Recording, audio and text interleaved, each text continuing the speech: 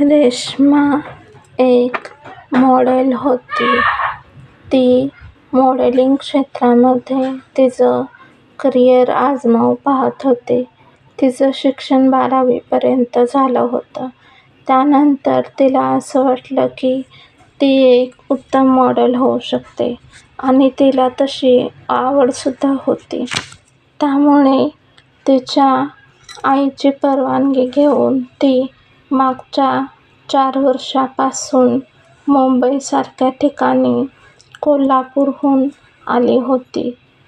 कोल्हापुरात तिची आई एकटीच होती. वडिलांनंतर आईनेच तिला वाढवलं होतं आणि आता मुंबईमध्ये रेश्मा एका बिल्डिंगमध्ये राहत होती. तिने आईला फोन करून सांगितलं की तिला एका मॉडेलिंगसाठी मोठी ऑफर आली आहे. ती फार खुश होती. अखेर 4 वर्षांच्या तिच्या मेहनतीनंतर तिला मॉडेलिंगमध्ये मोठमोठ्या ऑफर्स येऊ लागल्या होत्या. आता कुठे तिचं करिअर उंचाच्या शिखरावर जाण्यासाठी तयार झालं होतं. तिने मुंबईमध्ये एका लक्झरी अपार्टमेंटमध्ये स्वतःसाठी स्वतःच्या नावाचा एक फ्लॅटसुद्धा खरेदी केला होता. त्या फ्लॅटमध्ये ती नुकतीच शिफ्ट झाली होती. तिचं घर हे 15व्या मजल्यावर होतं. 20 मजल्याची उंच मोठी इमारत होती ती. रेश्मा आज फार आनंदी होती. तिने आनंदातच तिच्या आईला फोन करून सगळी हकीकत सांगितली. आता तिने नुकताच फोन ठेवला. ती नवीन घराच्या शिफ्टिंगमध्ये व्यस्त झाली. 2 दिवस तिचे सामान लावण्यामध्येच गेले. तिने आपलं घर व्यवस्थितपणे डेकोरेट केलं. तिच्या शेजारीच शेजारच्याच अपार्टमेंटमध्ये एक महिला राहायला आली होती. तीसुद्धा नुकत्याच 15 दिवस आधी त्या अपार्टमेंटमध्ये शिफ्ट झाली होती. साधारण 30-35शीतली ती महिला असेल. दिवसभर मात्र ती महिला घरी नसायची. म्हणजे सकाळी 9-10च्या दरम्यान ती बाहेर जायची ते रात्री 9-10 वाजताच घरी यायची. येता जाता जर अपार्टमेंटमधल्या माणसांनी विचारलं तर ती सांगायची तिची सासू आजारी आहे आणि नवरा आर्मीमध्ये असतो. सासूबाईंची देखभाल करण्यासाठी तिला तिथे जावं लागतं. सासूबाई हॉस्पिटलमध्येच असतात.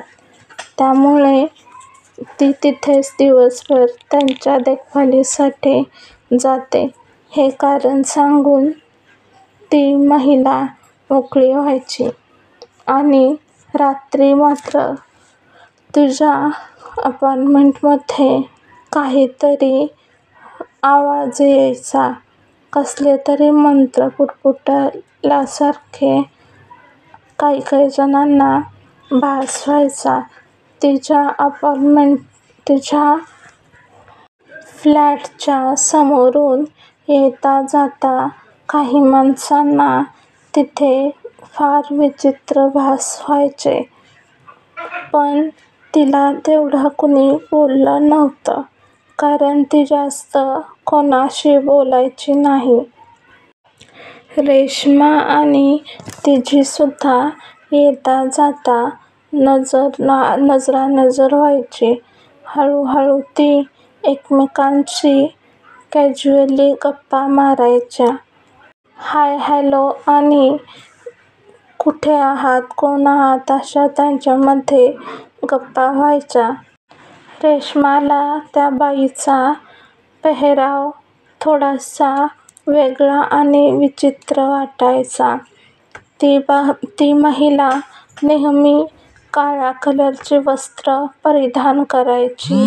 म्हणजे सूट असो, साडी असो किंवा लेगिंग्स टॉप असो, ती काळ्या कलरचाच परिधान करायची. तिच्या गळ्यात सुद्धा वेगवेगळ्या प्रकारचे काळ्या रंगाचे मणी असलेले गळ्यातले असायचे. काही जण तर त्या अपार्टमेंटमध्ये राहणारी काही माणसं तर असं सुद्धा म्हणायची की ही महिला बहुतेक काहीतरी जादूटोणा, तंत्रमंत्र करत असावी, त्यामुळेच तिच्यापासून बरीच जणं लांब राहिली. हळूहळू रेश्मा तिच्या मॉडेलिंग क्षेत्रात तरक्की करू लागली होती.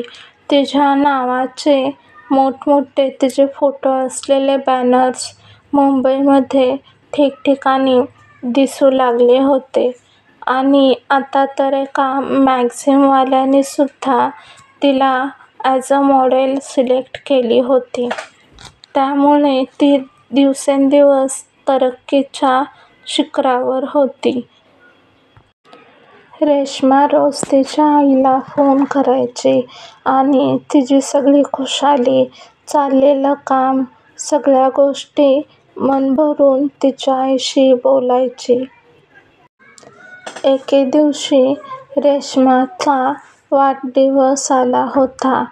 ती मॉडेलिंग क्षेत्रामध्ये खूप प्रगती करत आहे आणि तिचा वाढदिवस पण येणार आहे.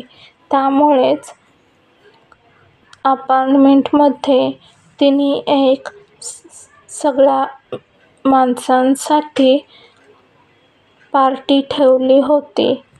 त्या पार्टीमध्ये तिने सगळ्यांना इन्व्हाईट केले होते. रेश्माच्या बर्थडे पार्टीमध्ये त्या महिलेला सुद्धा तिने इन्व्हाईट केलं होतं. ती सुद्धा तिथे आली होती. तिने रेश्माला एक परफ्यूम गिफ्ट केलं होतं.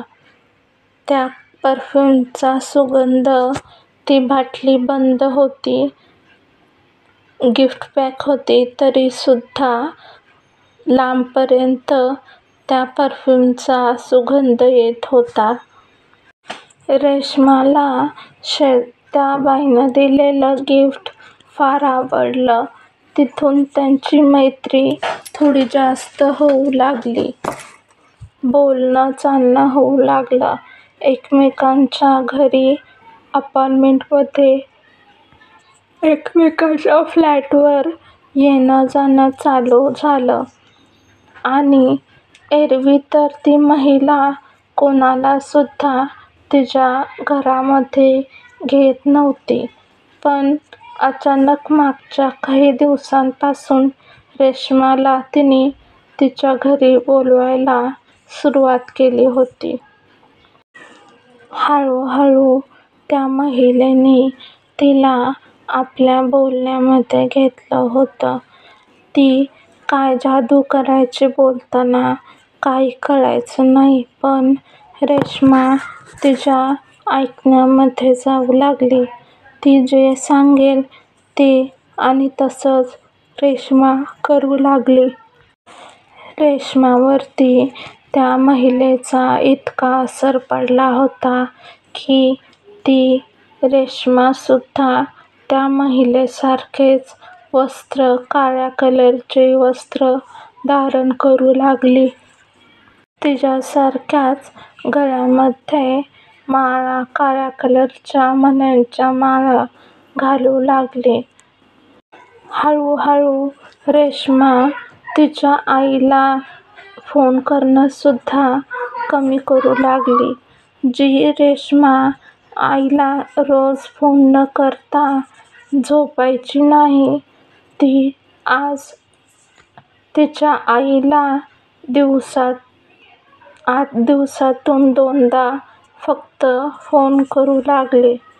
रेश्माच्या आईला ही थोडं वेगळं वाटू लागलं, पण तिला वाटलं की मुलीकडे कामाचा व्याप वाढला आहे म्हणून कदाचित तिला वेळ भेटत नसेल म्हणून तिने ह्याचा इतका विचार केला नव्हता. एके दिवशी त्या शेजारच्या महिलेने रेश्माला तिच्या घरी बोलावलं, ते सुद्धा रात्रीच्या 10 वाजता. नंतर ती म्हणाली, काही नाही, सहजच आपण बरेच दिवस गप्पा मारल्या नाहीत म्हणून मी तुला बोलावलं आहे. रेश्माने सुद्धा फार मनावर घेतलं नाही आणि ती तिच्या घरी जाऊन तिच्याशी गप्पा मारू लागली.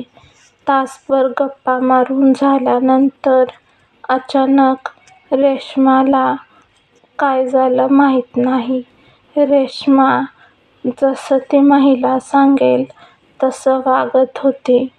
त्या महिलेनं रेश्माला सांगितलं की तिच्या हॉलमध्ये एक छोटं रिंगण करून ठेवलं होतं गोलाकार. त्या रिंगणामध्ये रेश्माला तिने जाऊन बसायला सांगितलं. तिने लाईटी बंद केल्या आणि आजूबाजूला खूप साऱ्या मेणबत्त्या लावल्या होत्या, त्या तिने लावल्या होत्या. रेश्माच्या समोरच एक त्रिकोणी आकाराचं काहीतरी बनवलेलं होतं. त्या बनवलेल्या स्केचमध्ये ती महिला जाऊन बसली आणि रेश्मावरती काहीतरी मंत्रोच्चार करत होती. रेश्मा मात्र सुधीवर नव्हती. तिने काहीतरी करून रेश्माला आपल्या वशमध्ये केलं होतं. त्यामुळे रेश्मा बाहुलीसारखी स्तब्ध झाली होती आणि फक्त ती महिला काय बोलेल तेवढंच ती फॉलो करत होती. रेश्मा सकाळी जेव्हा तिला जाग आली तेव्हा ती तिच्या खोलीमध्ये तिच्या बेडवर झोपी गेलेली होती. तिने एकदम डोळे उघडले तेव्हा ती तिच्या खोलीमध्ये दिसली. तेव्हा अचानक रेश्माच्या डोक्यामध्ये दुखू लागलं आणि तिला रात्रीचं काहीच आठवत नव्हतं. तिने आठवण्याचा फार प्रयत्न केला पण तिच्या डोक्यामध्ये खूप जोरात दुखत होतं, जसं काय कुणी टाचणी डोक्यामध्ये टोचली असेल. त्यामुळे तिने त्या गोष्टीचा विचार करणं बंद केलं आणि नंतर ती आवरून तिच्या शूट असलेल्या ठिकाणी गेली. दिवसभर तिने व्यवस्थित काम केलं पण त्या दिवसापासून रेश्मा फार विचित्र वाटत होती. ती कोणावर सुद्धा पटकन चिडत होती. कामावर सुद्धा तिचं व्यवस्थित लक्ष नव्हतं. एरवी एकाच क्लिकमध्ये छान एक्सप्रेशन्स देणारी रेश्मा आज 10 वेळा फोटोशूट करून सुद्धा पाहिजे असे पोज देऊ शकत नव्हती. तसंच दिवसेंदिवस रेश्माची तब्येत काहीतरी खराब होऊ लागली. तिला तिची तब्येत रोज उठून दिवसेंदिवस ती कमजोर होत आहे असं तिला वाटू लागलं होतं. तिने तिची प्रकृती दवाखान्यात डॉक्टरांकडून चेकअप सुद्धा करून घेतले. अनेक रिपोर्ट्स सुद्धा काढून झाल्या पण कशातच काही निदान लागत नव्हतं. पण एकीकडे रेश्माची तब्येत मात्र खालवत चालली होती. तिचं वजन सुद्धा जेवढं होतं त्यापेक्षा निम्मं झालं होतं आणि हळूहळू तिचं कामामध्ये सुद्धा लक्ष लागणं बंद झालं होतं. तिला मिळणारे ऑफर्स आणि तिचं मिळणारं मॉडेलिंगमधील काम हळूहळू बंद होऊ लागलं होतं आणि रेश्मा मात्र दिवसेंदिवस खंगत चालली होती. तिला असं वाटत होतं की तिच्या अंगातलं कुणीतरी ताकद पूर्णपणे काढून घेत आहे. हळूहळू तिच्या डोळ्यांखाली सुद्धा काळी वर्तुळं येऊ लागली. तिचे केस सुद्धा गळू लागले होते. इतक्या जास्त प्रमाणात की तिला असं वाटलं की आता टक्कलच पडेल काही दिवसांमध्ये.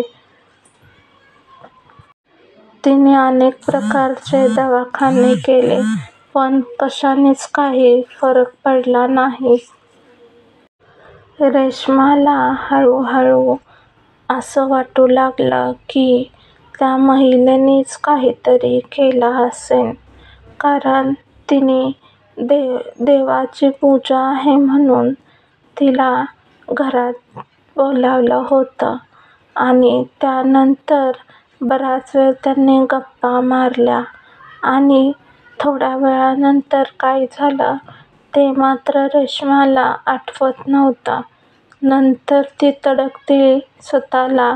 दुसऱ्या दिवशी उठल्यानंतर तिच्या घरी बेडवरती झोपली आहे असं तिला दिसलं. त्यामुळे ती थोडीशी संभ्रमामध्येच होती. तिने तिचं मॉडेलिंगचं करिअर जिथं सुरुवात केली होती आज पुन्हा एकदा तिथंच येऊन थांबलं होतं. ती फार निराश झाली होती. मिळणारं काम बंद झालं आणि तिची प्रकृती सुद्धा दिवसेंदिवस खालवत चालली होती. या कारणामुळे ती फार डिप्रेशनमध्ये आली. तिला काही सुचेनासं झालं. तिने अनेक औषधोपचार केले. मुंबईमधले मोठमोठे सर्व हॉस्पिटलं तिने स्वतःला दाखवून घेतली पण एकासुद्धा दवाखान्याचा इलाज तिला झाला नाही. शेवटी तिने कंटाळून तिच्या आईला फोन केला आणि घरी बोलावून घेतलं. तिच्या आईला सुद्धा तिची फार काळजी वाटू लागली होती, कारण आपली मुलगी जी रोज फोन न केल्याशिवाय झोपायची नाही, तिची रोजची खयाली खुशाली सांगायची. त्यामुळे तिला सुद्धा आता मुलीची काळजी वाटत होती. त्यामुळे दुसऱ्याच दिवशी कोल्हापूरहून तिची आई तिच्या घरी आली होती. रेश्माची आई घरी आल्यानंतर रेश्माने तिला सर्व हकीकत सांगायला सुरुवात केली. रेश्माने सांगितलेल्या गोष्टी ऐकून आणि रेश्माची ती झालेली अवस्था बघून तिच्या आईला शॉक बसला. ती फार धक्का बसला. त्यामुळे ती थोडा वेळ स्तब्धच उभी होती. नंतर दुसऱ्या दिवशी तिच्या आईने भरपूर विचार केला आणि एक दिवस आपण त्या शेजारच्या महिलेला बघायला हवं म्हणून तिने शेजारची महिला कोण आहे म्हणून तिच्याकडे एकदा बघितलं. रेश्माने सुद्धा लांबूनच त्या महिलेला दाखवलं. त्या महिलेचा अवतार पाहूनच रेश्माच्या आईला सर्व काही समजलं, कारण ती महिला एक मोठी तांत्रिक असावी अशी खात्री रेश्माच्या आईला पटली होती. कारण तिचा तो पेहराव बघून रेश्माच्या आईला लगेच अंदाज आला होता की ही महिला काहीतरी जादूटोणा, तंत्रमंत्र साधना करणाऱ्यातली आहे. नंतर फार विचार केल्यानंतर तिच्या आईने लगेचच कोल्हापूरमध्ये असणाऱ्या त्यांच्या गुरुजींना फोन लावला. त्या गुरुजींना अशा काळ्या विद्यांचा अभ्यास होता. तंत्रसाधना आणि तंत्रसाधना करणी बाधा करणाऱ्यांची करणी कशी काढायची ते सगळं काही त्या गुरुजींना माहीत होतं. रेश्माच्या आईनं सांगितल्याप्रमाणे गुरुजींनी सगळं काही ऐकून घेतलं आणि त्याच्या 2 दिवसातच गुरुजी मुंबईमध्ये रेश्माच्या घरी आले. तिथे त्यांनी रेश्माची अवस्था बघितली आणि रेश्माला काही प्रश्न विचारले की त्या महिलेने तुला काही वस्तू दिली का? किंवा ती काहीतरी खायला घालत होती का? आणि ती तुला कधी आणि कुठल्या वेळेला तिच्या घरी बोलवायची? हे सगळं काही रेश्माला त्या गुरुजींनी विचारलं. विचारल्यानंतर रेश्माने लगेचच त्या गुरुजींना सांगितलं, तिने मला माझ्या वाढदिवसादिवशी एक परफ्यूमची बाटली दिली होती. ती मी रोज वापरत होते. मग त्या गुरुजींनी तिला विचारलं, ती बाटली तुझ्याकडे अजून आहे का? रेश्मा म्हणाली, हो आहे. पण मी वर 6-7 महिने झालं तो परफ्यूम वापरते आहे. पण आजतागायत त्या परफ्यूमचा वास आहे तसाच आहे. ती परफ्यूमची बाटलीसुद्धा अजून आहे तशीच भरलेली आहे. त्या बाटलीतलं परफ्यूम संपतसुद्धा नाही. सर्व काही त्या गुरुजींनी ऐकून घेतलं आणि परत रेश्मा म्हणाली की त्या महिलेकडे ती 1-2दाच आतापर्यंत गेली होती. त्यानंतर परत कधीच नाही. एके दिवशी ती त्या महिलेच्या घरी गेली आणि दुसऱ्या दिवशी जाग आली तेव्हा तिला ती स्वतःच्या रूममध्ये खाटवर झोपलेली दिसली. हे सगळं काही तिने त्या गुरुजींना सांगितलं. गुरुजींनी सगळं काही ऐकून घेतलं. तिच्याकडून ती अत्तराची बाटली परत घेतली आणि त्यांनी त्यांच्याकडे ठेवली. नंतर तिच्याशी बोलून झालं की गुरुजी त्या रेश्माच्या आईला म्हणाले की ही फार गंभीर प्रक्रिया आहे, फार गंभीर बाब आहे. त्या महिलेने फार मोठी तंत्रविद्या रेश्मावरती केलेली आहे. ती त्या महिलेकडून कोणीतरी करून घेतलेली असावी. रेश्माच्या आजूबाजूच्या जवळच्याच माणसांनी हे तिच्यावरती केलेलं असावं. कदाचित तिच्या मैत्रिणींमध्ये कोणीतरी असं असेल ज्यांना तिची तरक्की बघावली नसेल. त्यामुळेच त्यांनी या महिलेकडून हे सगळं करून घेतलं आहे. आपण वेळीच आलो आहोत, त्यामुळे रेश्माला यातून बाहेर काढण्याचा प्रयत्न नक्कीच करूयात. कारण त्या महिलेने फार कडक बंदोबस्त केला आहे की रेश्मा ह्यातून वाचू शकणार नाही. पण यावर सुद्धा एक उपाय आहे. नंतर रेश्माला घेऊन रेश्माची आई आणि ते गुरुजी कोल्हापुरामध्ये त्या गुरुजींच्या आश्रमाच्या ठिकाणी आली.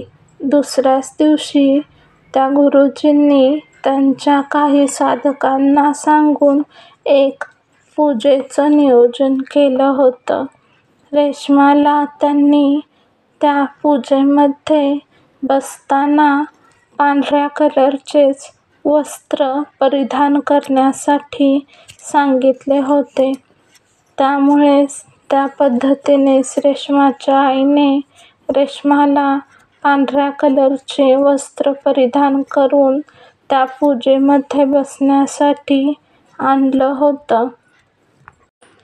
पूजेच्या ठिकाणी एक मोठा होम करण्यात आला होता. त्या होमामध्ये रेश्माला त्या गुरुजींनी पूजा करण्यासाठी बसवलं होतं.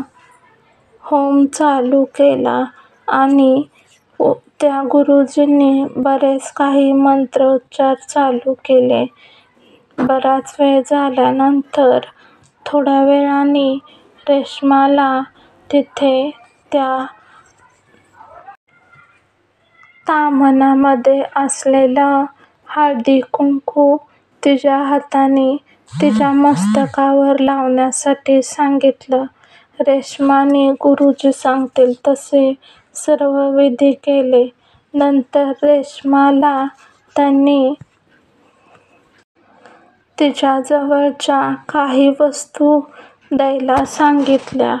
जसं की तिच्या अंगावरच्या वस्त्राचं थोडंसं कापड त्या गुरुजींनी कापून मागितलं. रेश्माच्या डोक्याचा केस सुद्धा त्या गुरुजींनी त्यांच्याकडे मागितला. रेश्माने दिलेल्या सर्व वस्तू आणि शिवाय रेश्माच्या हाताची नखंसुद्धा त्या गुरुजींनी तिला काढायला सांगितले. ह्या सगळ्या तिच्या वस्तू एका काळ्या कलरच्या वस्त्रामध्ये ठेवायला सांगितल्या. त्याच वस्त्रामध्ये त्या महिलेने दिलेलं परफ्यूमसुद्धा ठेवण्यात आलं आणि त्या वस्त्राची पुरचुंडी बांधली. नंतर त्या गुरुजींनी काही मंत्र म्हटले. नंतर त्या पुरचुंडीला त्या हवनामध्ये आहुती दिली. त्या साऱ्या वस्तू जशा जळू लागल्या तसं रेश्माचं डोकं मात्र फार जोरात दुखू लागलं. तिला त्या वेदना सहन होत नव्हत्या. तिला असं वाटू लागलं की तिची हाडं कोणीतरी ओढून घेतली आहेत. तिला फार त्रास होत होता. ती ओरडत होती. पण त्या गुरुजींनी रेश्माच्या आईला सांगितलं की जोपर्यंत तिला आपण ह्या आहुतीमध्ये टाकलेल्या वस्तू पूर्णपणे नष्ट होत नाहीत तोपर्यंत रेश्माला त्रास होईल. नंतर ह्या वस्तू जशा नष्ट होतील तसा तिचा हा त्रास पूर्णपणे नाहीसा होईल आणि तिच्यावर केलेली करणी पूर्णपणे निघून जाईल. कोणीतरी फार मोठी तांत्रिक विद्या तिच्यावरती केली होती. आपण वेळीच तिला वाचवलो. नाहीतर त्या तांत्रिक विद्येच्या दुसऱ्या टप्प्यात ती आलीच होती आणि लवकरच ती त्या शेवटच्या टप्प्यात येऊन त्या तंत्रविद्येने रेश्माचा जीवच घेतला असता. अशा पद्धतीने रेश्मा 1 तासानंतर जेव्हा त्या वस्तू पूर्णपणे नष्ट झाल्या तेव्हा एकदम रेशमाचा त्रास थांबला आणि ती चक्कर येऊन बेशुद्ध झाली. थोड्या वेळानंतर तिला जाग आली. ती शुद्धीवर येताच गुरुजींनी तिला सांगितलं, आता तुमची मुलगी फार व्यवस्थित आहे. ती संकटाच्या बाहेर आहे. आता तिला काही होणार नाही. ही होती आजची कहाणी. कहाणी कशी वाटली ते मला कमेंटमध्ये सांगा. आपला चॅनल लाईक करा, शेअर करा आणि सबस्क्राईब करा. धन्यवाद.